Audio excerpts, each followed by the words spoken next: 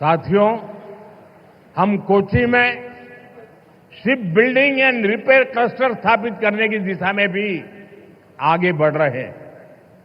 इस क्लस्टर के तैयार होने के उसके कारण यहां रोजगार के अनेक नए अवसर तैयार होंगे।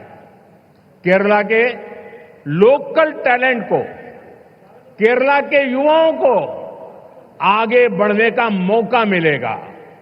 സുഹൃത്തുക്കളെ, നാം കൊച്ചിയിൽ ഷിപ്പ് ബിൽഡിംഗ് റിപ്പയർ ക്ലസ്റ്റർ സ്ഥാപിച്ചു കഴിഞ്ഞു. ഈ മാർഗത്തിൽ നാം മുന്നേറുകയാണ്.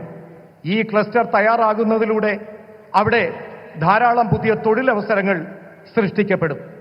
കേരളത്തിന്റെ പ്രാദേശികമായ വിഭവങ്ങൾ, കേരളത്തിലെ യുവാക്കൾ, ഇതെല്ലാം അവർക്ക് മുന്നേറുന്നതിനുള്ള അവസരങ്ങൾ നൽകും. फ्रेंड्स, भारत की शिप बिल्डिंग कैपेबिलिटीज को बढ़ाने के लिए देश अब बड़े लक्ष्य लेकर चल रहा है।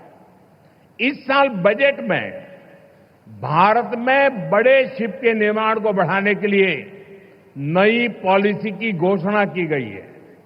इससे हमारे मैन्युफैक्चरिंग सेक्टर को भी बढ़ावा मिलेगा। इसका सीधा लाभ हमारे एमएसएमई को होगा और इससे बड़ी संख्या में एम्प्लॉयमेंट के और एंटरप्रेन्योरशिप के अवसर तैयार होंगे। ഫ്രണ്ട്സ്, ഭാരതത്തിലെ ഷിപ്പ് ബിൽഡിംഗ് കാപ്പബിലിറ്റീസ് പുരോഗതി കൈവരിക്കുന്നതിലൂടെ രാജ്യത്ത് ഈ ലക്ഷ്യത്തിലൂടെ പ്രവർത്തനങ്ങൾ നടക്കുകയാണ്.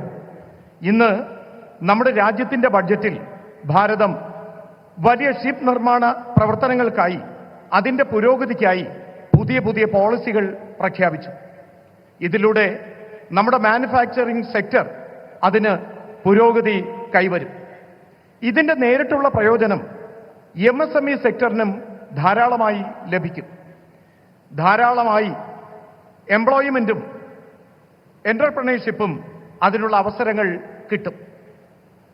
साथियों, सही मायनों में विकास तब होता है जब इंफ्रास्ट्रक्चर भी बिल्ड हो, व्यापार भी बढ़े और सामान्य मानवीय की बेसिक जरूरतें भी पूरी हो। केरला के लोग जानते हैं, हमारे प्रयासों से पिछले 10 वर्षों में केरला में पोर्ट इंफ्रा के साथ साथ कितनी तेजी से हाईवेज, रेलवेज और एयरपोर्ट से जुड़ा विकास हुआ है। कोल्लम बाईपास और अलापुजा बाईपास जैसे वर्षों से अटके प्रोजेक्ट को भारत सरकार ने आगे बढ़ाया है। हमने केरला को आधुनिक वंदे भारत ट्रेनें भी दी हैं। ഫ്രണ്ട്സ്, അടിസ്ഥാന സൗകര്യ വികസനം സാധ്യമാകുമ്പോഴാണ് യഥാർത്ഥത്തിൽ വികസനം സാധ്യമായി എന്ന് പറയാൻ കഴിയുന്നത്. വ്യാപാര മേഖല പുരോഗതി കൈവരിക്കണം. സാധാരണക്കാരായിട്ടുള്ള മനുഷ്യരുടെ അടിസ്ഥാന സൗകര്യങ്ങൾക്ക് വികസനം കൊണ്ടുവരണം. കേരളത്തിലെ ആളുകൾ ഇതെല്ലാം അറിയുന്നതാണ്.